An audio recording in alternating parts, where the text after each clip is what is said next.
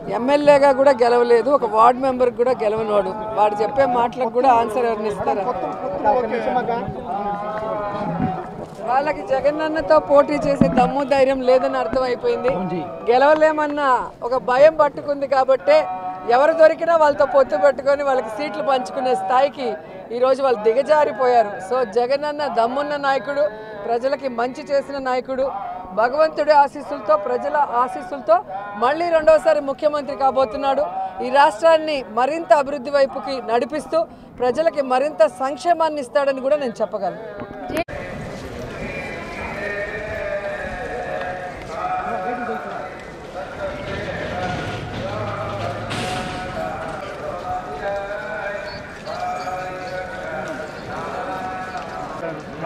జరగండి బా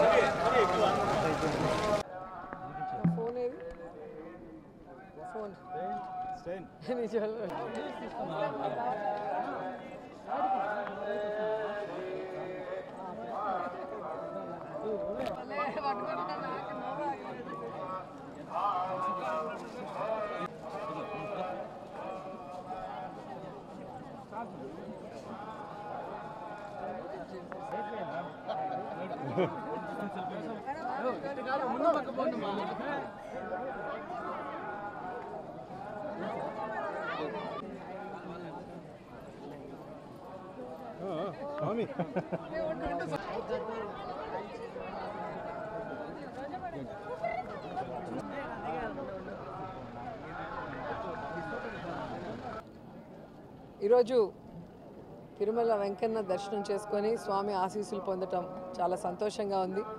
రాబోయే ఎన్నికల్లో జగనన్న రెండవసారి ముఖ్యమంత్రి అవ్వాలి, ఎమ్మెల్యేలు ఎంపీలు అందరూ కూడా గెలిచి ఈ రాష్ట్రాన్ని మరింత అభివృద్ధి వైపుకు నడిపించాలని మనస్ఫూర్తిగా కోరుకున్నాను. అండ్ నిన్ననే ఒక ఇన్సిడెంట్ జరిగింది రాష్ట్రంలో. నిజంగా ప్రతి మహిళ కూడా బాధపడే విధంగా ఈరోజు గీతాంజలి తన జీవితాన్ని చాలించడం చాలా బాధేస్తుంది. కేవలం ఇన్నోసెంట్గా తనకొచ్చిన ఇంటి పట్టాని సంతోషంగా మీడియాకి చూపించి ఆనందంగా మాట్లాడటమే ఆవిడ చేసిన తప్పని నేను అడుగుతున్నా. ఈరోజు ఐటీడీపీ కానీ జనసేన కానీ ఏ విధంగా ఆ అమ్మాయిని వల్గర్గా మెసేజ్లతో కానీ వీడియోస్తో ఎంత వేధించారో ఈరోజు అవన్నీ చూస్తుంటే మహిళని గౌరవిస్తున్న ఈ పుణ్యదేశంలో ఇలాంటి ఘటన నిజంగా చాలా దురదృష్టకరం.